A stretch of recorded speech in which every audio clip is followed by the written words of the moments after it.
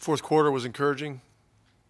You know, we held them to 18 and made some runs and got the crowd into it. The other three quarters were uneven and not good enough. So we got some things to do better. We got some things to clean up. This is a very difficult opponent, obviously, but we just need to play a lot better. Your defense, as you note, was able to lock in there in the fourth. How much of the result tonight was the fact that you weren't able to maybe get that happening a little sooner? I think a great deal of it was that we weren't able to get solid defensively without fouling. At one point they were 9 for 10 from the line, and we had 2 free throws or something like that. And we've just got to be better moving the ball and attacking and getting them into the penalty. And then, a lot of it was, they just ran it back at us a lot, very, very fast early. And, Giannis just creates contact, and he got to the line a lot. And so that got us up against it. And but, yes, we got to be more consistent defensively. I know there's not much you can do about this, but you get the deficit down to 5, and then that long review happens. It seemed to squash any momentum you might have had. How challenging was that to try to overcome? Yeah, I mean, look, those things, I tend to look at them more positively. I mean, we had some guys that had played a long stretch. It was a chance for them to catch their breath. We just got to, I think Malcolm got the tip, and then the ball got kicked around, and we ended up not getting it. And so that was tough. That was tough. And so that's a basic execution thing.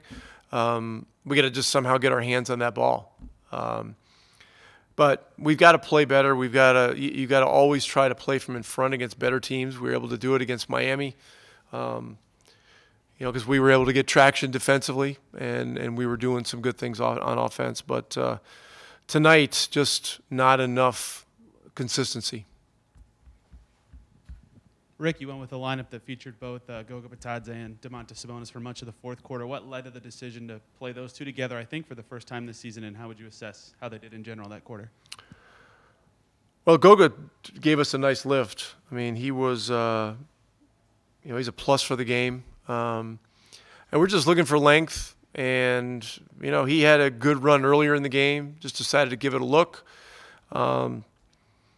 And so, I like the way he's kept himself ready to play. Him playing 4 is not something that, many of us looked at, as probably a great possibility, but he showed tonight that he can do it effectively in some stretches. So, hats off to him for being ready. You mentioned pregame the importance of keeping Giannis away from the rim. When he's able to get your bigs in foul trouble early like that, does that play at all a mental factor in your ability to keep them out of the paint? Well, yeah, it's a mental factor, but it's also, it takes your better guys out of the game. We had, 2 of our guys had 2 fouls just like that, and that's tough. But we just got to defend better. We got to put ourselves in a position to make it crowded. They've got really an all-time great player with a bunch of three-point snipers around him, and we didn't do a good job of showing a crowd and getting to the three-point shooters. I mean, that was obvious. But he's a unique player, and he causes unique problems. And we had problems at both ends. We had some good stretches of offense early. It kind of felt like it was coming a little too easy. And then our ball movement, slowed down a little bit, and that can't happen against this team. Rick, with transition defense, where does that begin for you? And how would you assess how you guys have handled that really through the first 4 games? Yeah, I don't know the numbers. We certainly need to be better. At halftime, they had 16 in transition. We had 0. We're playing at home. We've got to play with more pace, and get it up quicker, even if they're scoring. That's something that we need to do.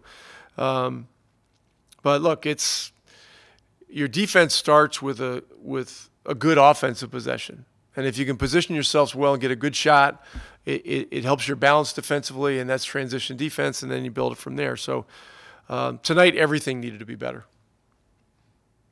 Rick, before the game, you mentioned disposition, posture, and presence. I think those are buzzwords maybe for toughness. I'm not sure, but don't put words in your mouth. Anyway, how did you feel about your disposition, posture, and presence tonight? I think the question was about the Miami game, and I was talking about those positives. Yeah, certainly not good enough tonight. There's no other way to say it, And look, we'll look at the film. I mean, this is we just got to keep getting better. I mean, we made big improvements between game 2 and game 3. It feels like we took a step back here tonight.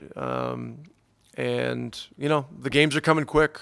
It's going to be 4 in the next 6 nights. And so, there's a lot going on. Or let's see, 3 in the next, 4 nights, I guess.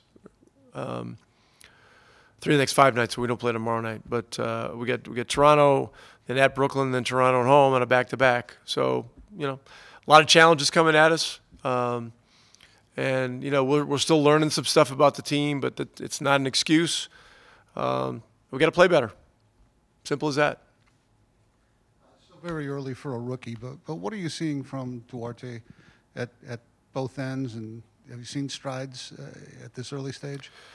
Yeah, he's playing well. He plays with a lot of maturity, plays with a lot of poise. For the most part, he doesn't get sped up by the NBA game. And 4 games in, those are great qualities for a rookie, And that's one of the things we liked about him as a 24-year-old draft prospect, is that he was more experienced, in a lot of areas, in his life too. And I think those things contribute to a guy like him being able to play with a little more poise than some of the younger rookies. Malcolm, it seemed like you guys were able to lock in defensively a lot better in the fourth quarter. Why do you feel like that didn't come, though, until those last 12 minutes or so? I don't know. I think we had the urgency in the fourth, but really good teams have the urgency to start the game. Really good teams start and finish the games well. And, I thought we came out decent, but we didn't sort of withhold that type of energy and focus through the second and third quarter. And we dug our hole for ourselves that we couldn't really get out of. Especially against a team like Milwaukee with a player like Giannis. I mean, how challenging is it when you dig yourself that big of a hole? Challenging anyway, but to string together stops when they've got a player and an offense like they do. It's hard. It's hard. That offense is built around Giannis. He's one of the best players in the world, and he's a willing passer. So when those guys around him are making shots, it makes them, and they get going, they're a well-oiled machine. In general, it seems like you guys have started games off pretty well. The third quarter has maybe been a different story. Is there anything you've noticed, any common themes that have gone wrong in the third? Coming out relaxing on defense, not coming out with the same focus on defense, same intensity and urgency. Yeah. Malcolm, considering the difficulties of these first couple weeks to get started, how do you balance knowing there's a lot of work to be done and also staying somewhat positive through all of it? Look, we have a new coach who I think is great for us. I think he's doing really good things for us. Really good teams that finish the season well, they stick through it. They understand it's a journey. It's not a moment. It's not one game. It's not 2 games. You got to see the big picture. You got to be able to focus every night, but you got to see the big picture and understand that it's a long season, and you're going to have games that you don't play well. Malcolm, hi. What sort of things have you been able to help Chris Duarte with in terms of just on the fly, on the job sort of training? I think one of the main things is if his shot isn't falling, him being able to adjust in game. We've had a lot of conversations about that off the floor. What do you go to? What do you do? And for me, I've always told him, get to the line.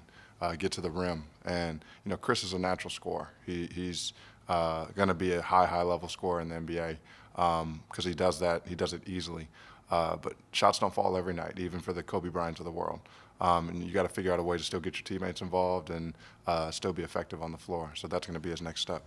I understand if you might be biased, but the fact that he's a little older for a rookie, I would imagine you can relate to that.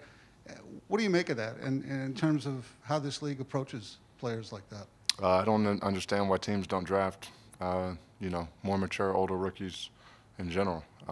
You have when you see them drafted, they always come in and do really well. And I was the epitome of that. Chris is the epitome of that. Draymond Green, these guys. Teams need to start really looking at that because these guys can come in and have immediate impact on your team. Malcolm Goga got some minutes tonight and played well in the first half and then was out there with that group in the fourth quarter. What did you see from him tonight, and what's it say about him staying ready for his opportunity? Goga's come a long way. This is year 3 for him. And, he came in, honestly, he was a little immature, talented, always really skilled, really talented, but had to learn how to be a pro. And he's come a long way. He's learned how to be a pro now. He's engaged. He's active. He works on his game hard. Goga a lot of the time stays after games and gets shots up. People don't even see that stuff. He's a worker. So I have a lot of respect for, not only what he does on the court, what people see, but what people don't see. How hard he's working, how focused he is, sort of the intrinsic motivation that he has. He's going to be really good. And Rick said on Saturday that you guys told on yourselves a little bit defensively because you showed what you were capable of. Different nights, different opponents, I understand all of that. But from your perspective, what's the difference on a night like tonight for you guys defensively versus Saturday? Yeah, we weren't as physical and as locked in as we were on Saturday. I can speak about myself. I don't think I did a great job defensively like I usually do. And I showed the level. I've showed the level plenty of times of how I can guard. So starting with myself, I need to be better. And I think we all understand that, but we weren't as physical and as locked in, to what we're supposed to do. Why? I guess if we knew, we would have changed it. But it's the beginning of the season. We're still trying to figure this out as a unit. And we showed that we could be a good defensive team, and I think we will be. And hopefully it happens sooner than later. You guys fell down by 18 points. You hit the 3 that brought the game back down to 5. I know it's a big run even to get there, but why do you sense that you weren't able to get over the hump and get close? Defense. We just didn't do well defensively and stopping the ball. Obviously, we're playing the champions, so they know what they're doing. It's not like we're playing people that don't know what they're doing. They know what they're doing. They were champions for a reason. But at the same time, that's the level we want to be at. That's the level we see ourselves at.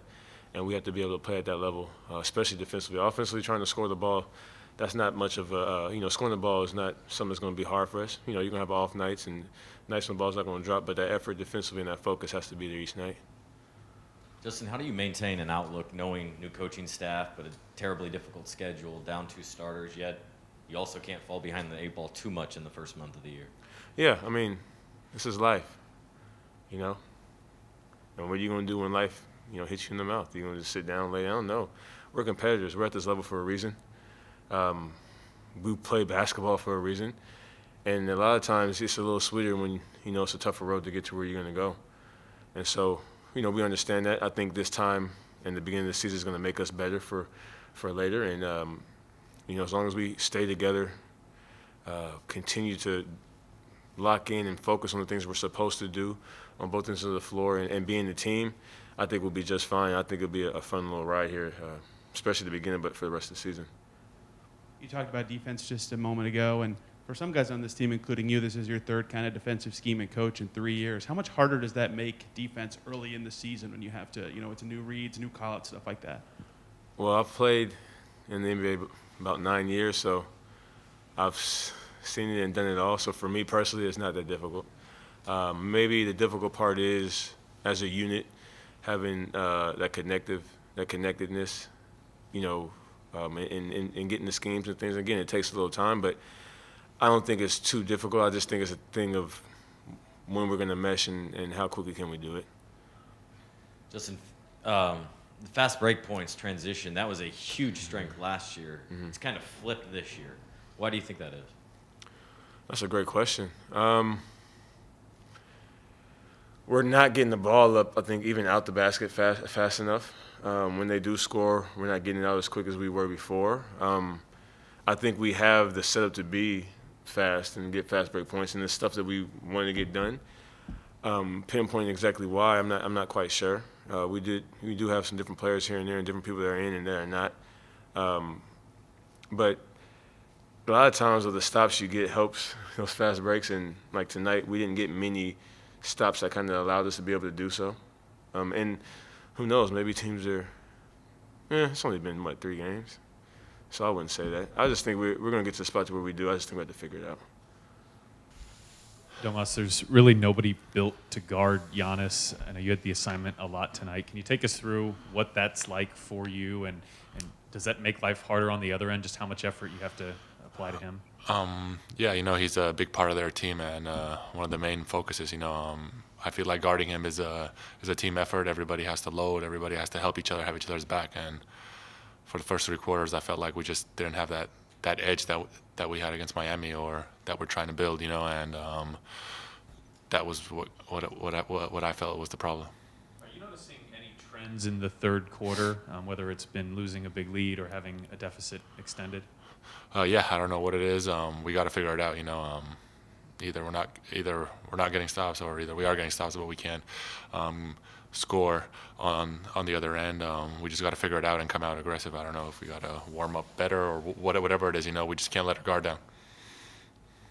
Domas, standings don't reflect any moral victories, but do you feel like the Pacers through 4 games have played well enough, often enough, to feel like you're on the right pathway? I definitely feel like we are doing a lot of great things in every game. We just got to build on it. We just got to be consistent throughout the whole game. Every game's different. We've had breakdowns during the whole 48 minutes, and I feel like today we just didn't bring that extra energy that we needed. The defending champs are in here. There shouldn't be no excuses for any kind of motivation. You want to come out there and play hard. Domas, the Bucks are uniquely built in that they have a lot of length on defense. Now that your new offensive style has a lot more reads and stuff like that, how much harder does them having arms everywhere make it for you guys?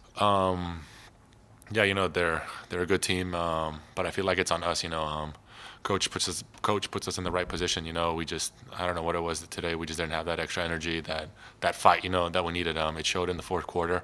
We came back. I felt like we did good things, but we just didn't have it. We didn't take advantage of the first 3 quarters. Domantas, do you recall how long ago you started hearing questions about you and Miles playing together? And it seems like it's been asked for quite a while. And I'm wondering, what have you learned? What has changed? How do you think you guys are doing? Since the day I got traded, basically. It's 5 years now. Then we started playing starting together 2 years after, and I don't know. We like playing together. We think it works. He's a great 3-point threat. On defense, he's our anchor. And he really helps us. I feel like me and him know how to find each other. And yeah, for us on our end, we're excited to play together, and we like it. Do you find yourself, the two of you, adjusting to different coaching or different style of play, and you've had that change up a few times now? Yeah, it's been 3 coaches in the last 3 years, but me and Miles always talk. We want to work it out. We want to do what's best for the team, and we think it's working. Today obviously both of us got in foul trouble early, so that kind of affected the rotation that we usually do.